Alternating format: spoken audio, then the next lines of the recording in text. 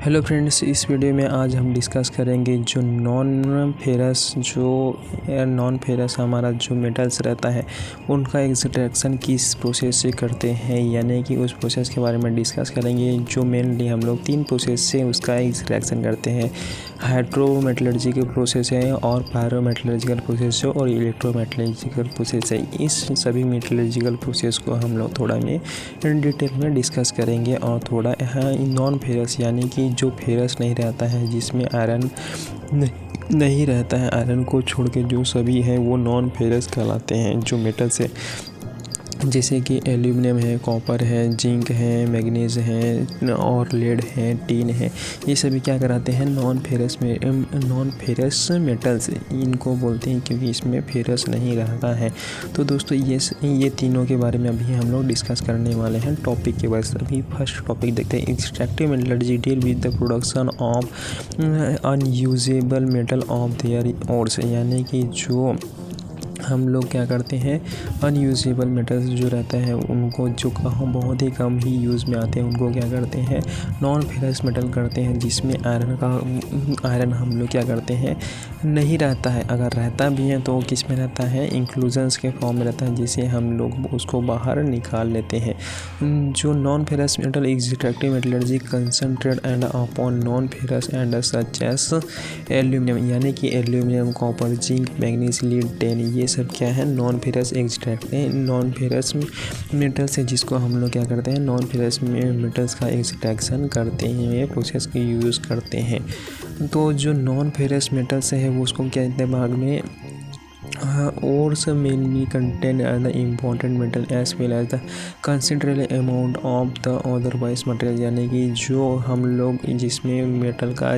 जैसे हमें एल्यूमिनियम का एक्सट्रैक्शन करते हैं तो बॉक्साइट का यूज़ करते हैं, कॉपर का एक्सट्रैक्शन करते हैं तो हमें कॉपर पायराइट का यूज़ करते हैं। उसी प्रकार जिंक का एक्सट्रैक्शन करना है तो लेड का एक्सट्रैक्शन करना है तो हमें जिंक पेनेडा का ही यूज़ करना है, PbS यानी लेड ऑक्साइड का हम लोग क्या करते हैं यूज़ करते हैं। उसी प्रकार जो दोस्तों देखते हैं जो कितने प्रकार से मेथड से हम लोग यूज़ हाइड्रोमेटलर्जी, पायरोमेटलर्जी और इलेक्ट्रोमेटलर्जी, ये 3 मेथड से हम लोग क्या करते हैं जो नॉन फेरस मेटल्स रहते हैं उनका हम लोग एक्सट्रैक्शन करते हैं। जो हाइड्रोमेटलर्जी रहता है उसमें हम लोग क्या करते हैं सॉलिड और सॉल्वेंट हमें मिलाते हैं, जिससे जैसा कि H2O हम लोग किस में मिलाते हैं कॉपर का एक्सट्रैक्शन में मिलाते हैं H2O, जो हमें क्या है सॉल्वेंट के रूप में यूज़ करते हैं, यानी कि हाइड्रोमेटलर्जी का हम लोग यूज़ करते हैं। पायरोमेटलर्जी जो कि रोस्टिंग है, जो सल्फाइड और को बाहर निकाल देता है, कोक में कन्वर्ट है, ये सब क्या है पायरोमेटलर्जी का, जिसमें हमें हीट जनरेट करना पड़ेगा, जिसमें हमें ब्लास्ट फर्नेस में जैसा हमें ब्लास्ट फर्नेस है, रिवर्बरेटरी फर्नेस है और बहुत सारे फर्नेस है जिसमें हमें हीट की ज़रूरत पड़ती है, उसको क्या बोलते हैं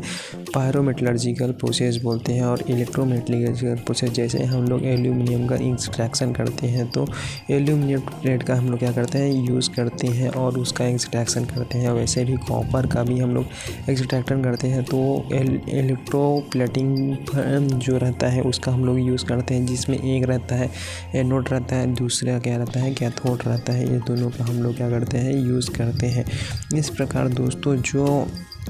ये 3 प्रोसेस से हम लोग क्या कर सकते हैं पूरे मेटलर्जी का हम लोग प्रोसेस का एक्सट्रैक्शन का प्रोसेस का आसानी से समझ सकते हैं। तो ये तीनों प्रोसेस आप